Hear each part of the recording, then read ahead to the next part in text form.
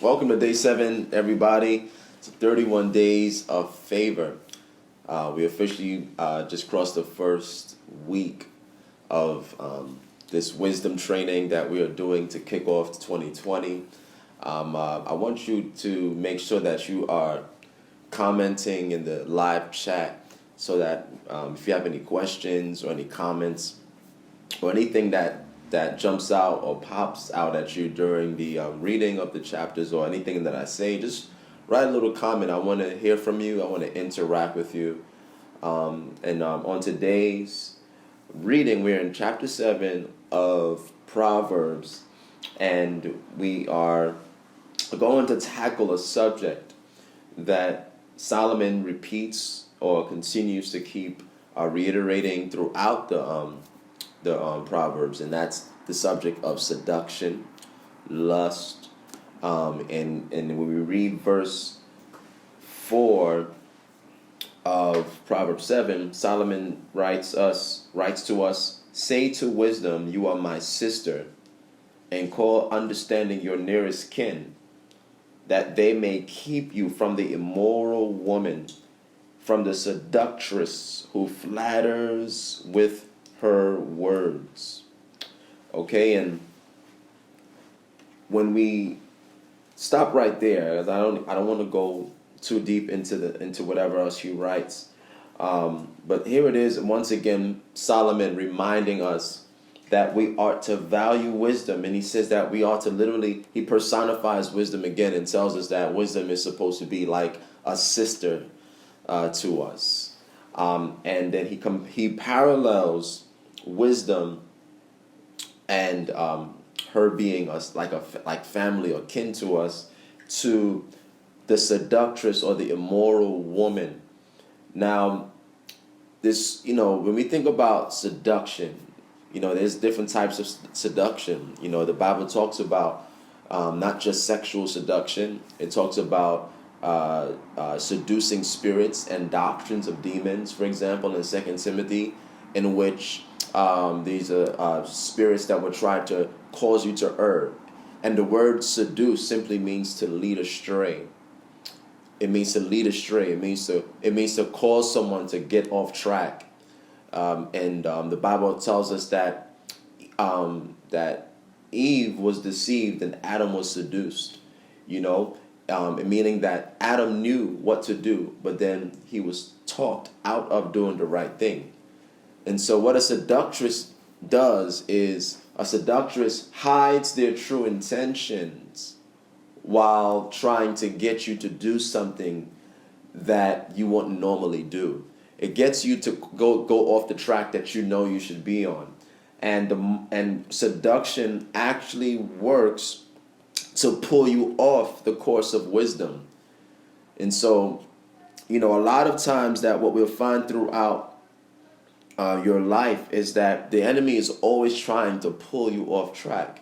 If you know the path of salvation, for example, and you've been following Christ, a person who backslides most likely has backslidden because they have been seduced.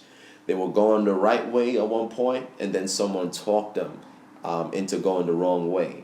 A person who cheats on their wife or cheats on their husband, they were on the right path of marriage, but then the seductress comes in the way and talk you out of the relationship and the vows that you've made. And so seduction's goal and seduction's job is to take you off of a belief or a course of action that is inadvisable or is foolish. And so we all must be aware of the fact that there are seducing spirits out there, and wisdom keeps you from giving into seduction. Wisdom keeps us from giving into seduction. And so when I was thinking about this, the question popped out to me as I was reading this was, how easy is it for me to be seduced?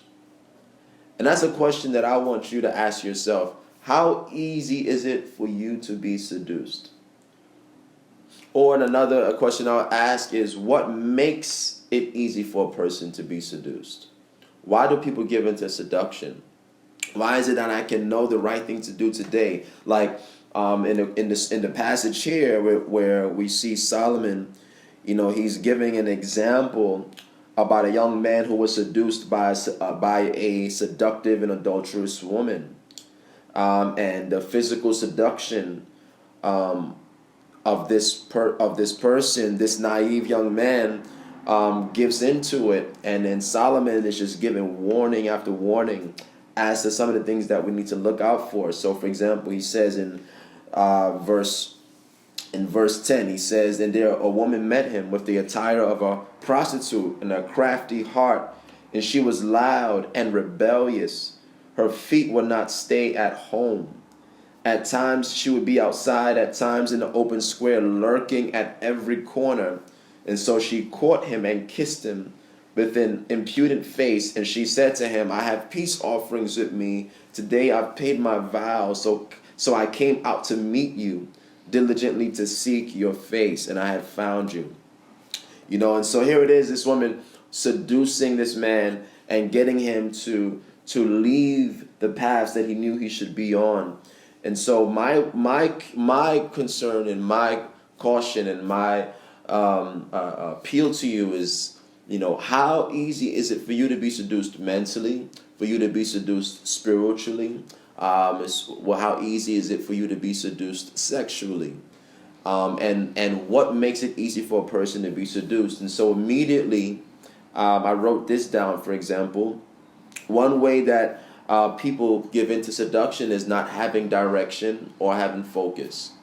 If you don't have a focus, if you don't have a vision, if you don't have a direction, a clear direction of where you want to go in life, then anyone or anything can pull you off track. And so one way that we are prevent our lives from being easily seduced is by having a focus, having direction, having a vision. Another way that we can learn how to overcome the spirit of seduction is by dealing with the spirit of rejection. Many times that we give ourselves over to seduction because of rejection, and we're looking for acceptance. And so we will actually allow, or we will overlook some of the signs that someone may not be for us, may not have the best intentions for us, but because we just want acceptance, we just want to feel loved, because we just want we want people to make us feel good, we'll give over to the words. We'll become more gullible, more enticed by the speech, by the flattery of seduction, because of the fact that we're looking for love and acceptance. And so that's a very major issue right there. If you haven't learned how to love yourself, and if you haven't learned how to gain acceptance without needing people's approval, then you will easily be swayed or easily be given over into seduction. Another thing I will say is, another reason why people are easily seduced is they have not learned to love the truth. They have not learned to believe the truth and to love the truth. And it's two different things. Because, again, seduction's job and seduction's power is to pervert the truth. It's to get you to know the truth that you know to be true.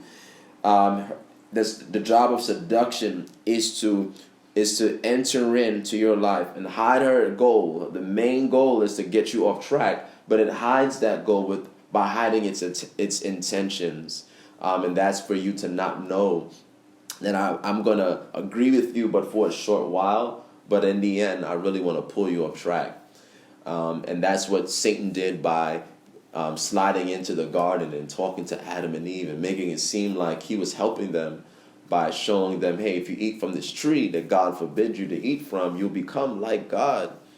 And as a result of that, they gave into the seduction of the serpent and rebelled against God. And finally, I think another way that people give into seduction is just by simply being tired.